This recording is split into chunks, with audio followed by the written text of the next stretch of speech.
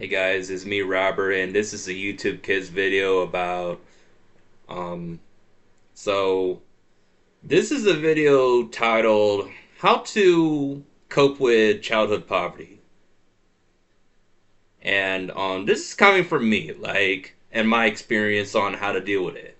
And how does this apply to modern day um logic? Because childhood poverty back in the 2000s and 2010s, I'm just gonna be real with you, was simpler to deal with for me. If I was living in childhood poverty right now, yeah, that would be pretty much a nightmare because even the jobs that were available for teenagers are not as available as they once used to be. But let's just get to the thing here. I'm just gonna name a few things that are quite important that I'm just gonna say a few things that are important about how to cope with childhood poverty. First off, the very important thing that is very, very important is separate your needs from your wants. And a second thing that's really important after that is just appreciate the small things in life. You don't have to be like in Disneyland and Disney World all the time 24/7 to feel like an accomplished child and have a good childhood. You know, I've only been to Disney World and Disneyland once each. And those were kind of like the good economic times. And I do feel bad for Gen Alpha or whoever is growing up in childhood poverty that they didn't deserve that. But to the point, um, separate your needs from your wants is if you need it now, you would either just suffer without it. Like, for example, you need clean water right now. Do you have clean water? You need healthy food right now that's like in the food pyramid. You can look it up in school. Do you have like protein, your vitamins? Do you have orange juice with eggs and bread and butter and all that? And I feel bad for you if you didn't. And is there a local food bank if you can't, if your mom or your parents can't get food? Is there a local food bank near you? In the United States, at least, there's food banks. I'm not sure if you're a kid and you're watching this from a developing country, then this is kind of really different. And I've been to a developing country before, the Philippines, and that looks like that country doesn't have a future for people who are born poor. So, yeah, obviously, if you're born poor in America, you're a lot more ahead than you think. If you're a poor child in America, you're a lot more ahead of the poor children that I have witnessed with my poor cousins in the Philippines. They have no future in the Philippines unless if they move to a country with higher salaries. Like, for example, maybe like Singapore or United States or Japan or something. Because in the Philippines, you're making bank if you're making like 800 or above dollars a month. You're like upper salary if you're making $800 a month. Just imagine that like $800 a month is a poverty salary in the United States, but $800 a month means you're middle class in the Philippines. So like some Filipinos, they get paid poorly, like to the point where they'd be lucky if they get paid $300 a month.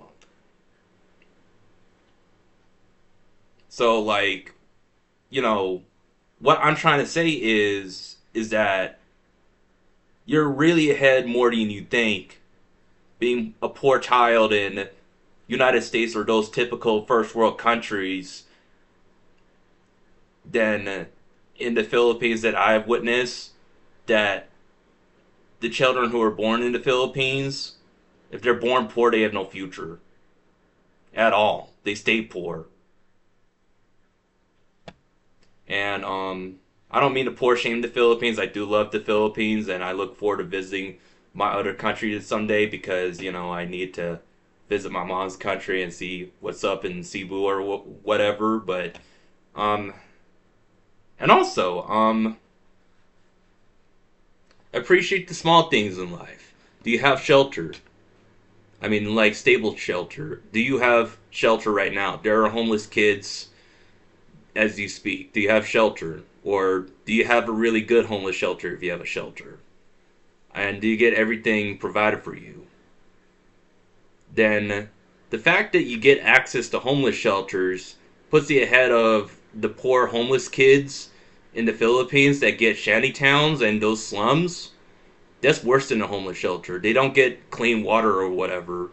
Even they live in a slum near like a fancy looking condominium skyscraper. In America, this poverty seems light compared to poverty in the Philippines. I don't mean to just like tell you how to feel.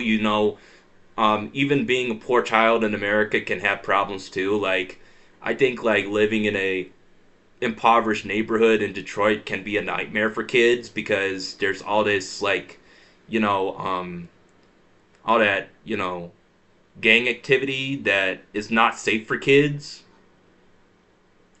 But yeah, like these are just two of the important things that you need to like really think about. And I've been hearing a lot of younger kids or from elementary to high school kids complaining on TikTok that they're living in childhood poverty, and I get that. And I would like to tell them that it could have been much more worse, but they're really ahead more than they think. I know a little bit that from what I've witnessed firsthand in the Philippines, there is riches, there are super malls, but if somebody is born poor in the Philippines, they stay poor forever. They have no future. But in the United States, there's still a chance. Like, you still have opportunities. Are these opportunities hard? I mean, they're harder to get than before, yes. Like, the baby boomers had it really lucky, and I get that. Um, there's still opportunities in America than you think. Like, you just look up on FAFSA, and you look up on, defense department jobs. There's all kinds of industries to work for in this country. Like in the Philippines, the opportunity is like to go overseas to a country you didn't ask to go to and be treated like a second class citizen and work for most of your money going to your family. And just like these are just the thoughts and my philosophy that don't be attached to money because then that's how you become subservient to money, and then you do things that you really don't want to do, and then you just like mess up your life if you're attached to money. Don't have attachments to like things that make you do things you are horrified to do. But at the same time, you've got to, have some certain level job to get your economic security. Maybe you can do a trade, or maybe this is too early for you to think about. If you're a kid, I get that, but you know, um, like separate your needs from your wants concludedly, and you get the idea. Like your wants are just like, oh, you want to go to Disneyland or whatever, but you won't like suffer without Disneyland. You can probably go to the national park or something at most, or rely on school field trips to go to activities if schools do that anymore. And also, your needs. Your needs are like food, shelter, and clean clothing, and clean water, and the basics that you need to survive today. And just like appreciate the small things in life. And the smallest thing that you should appreciate is the fact that any of you kids that are living in childhood poverty in a first world country, compared to what I've noticed in the Philippines from my month of staying there, you're ahead of everything more than you think. A child born poor in the Philippines live in legitimate childhood poverty compared to any of you.